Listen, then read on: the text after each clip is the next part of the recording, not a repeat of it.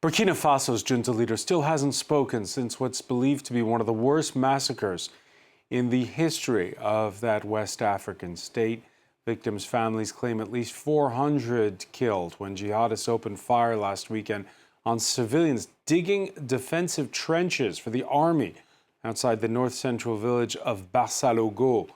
Al-Qaeda affiliate Jama al-Nusrat claims nearly 300 killed. In a statement that was seen this Thursday, it insists it only targeted militia members allied with the military, not civilians.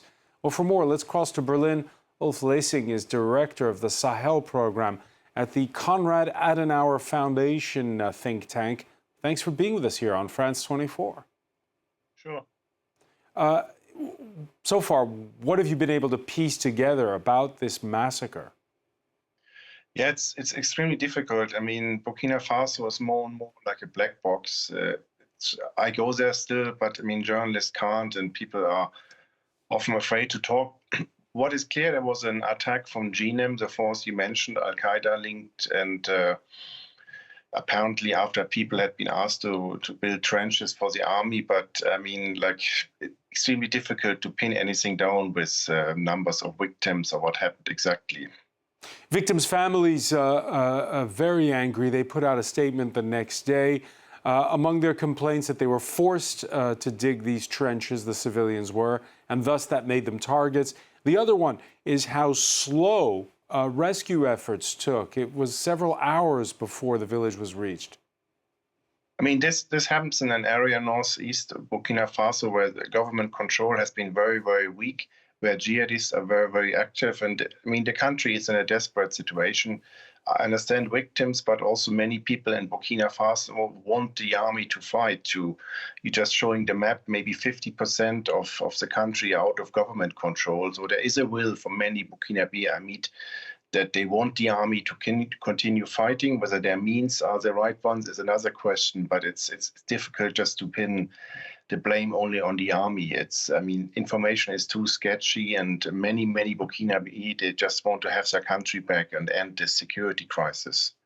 The junta leader, Ibrahim Traoré, he's been silent since the massacre. What do you make of that? Yeah, they are not. They don't like to confirm any incidents like this. It doesn't fit into the this patriotic narrative that the government forces are making progress in their fight against jihadists. Yeah, that makes it also then very difficult to corroborate any information if the government stays silent. The published reports also talk about people being forced to enroll in the military, particularly those that are not in favor in Ouagadougou. Yeah, there have been cases of journalists or even members in the judiciary department who have been drafted into the the war effort. Yeah, that's been confirmed by people. They have been recruiting also, non-professional forces, so-called voluntary forces, VDPs, some 50,000 or so. I mean, it's all part of the government effort to try to claim their country back. Whether they succeed in it, we don't know, but it's part of this focus to throw anything at the military effort. So we had a statement this Thursday from the European Union condemning the massacre, but beyond statements, what can the EU do? What can France do? What can Germany do? Yeah, I mean, France is out. The relationship is broken. Germany and some other European Union members, such as Italy, Spain, they still keep lines open. But I mean, the government has allied itself with Russia. They've brought in Russian fighters. They also bought equipment from various countries. So, I mean, it's good from European perspective just to keep channels open. There might be time when we have more influence, and I don't think the Russians will really make a difference. So it's good for us as Europeans just to keep a channel open, see what we can do. One has also to say in the defense of Burkina Faso that the country had approached the European Union for many years, asking for weapons and other activities, training, equipment.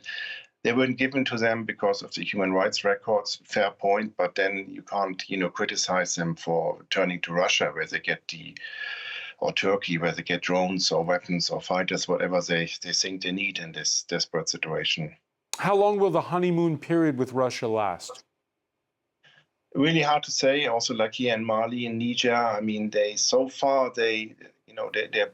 bolstering their case with a soft power campaign, advertising Russia as something, non-colonial, opposite to France or Europe. For the time being, it works. People don't like the old elites, the elected ones who were close to France or Europe. But ultimately, the Russians, they haven't deployed so many mercenaries. It's just a fraction of what France, for example, had in Mali. So their success will be really doubtful. And at some point, at least I hope that the honeymoon with Russia is over, and then Europe has a role to play again. Ulf Laessing, many thanks for being with us from Berlin. Sure. Stay with us. There's much more to come, more news plus today's business and sports.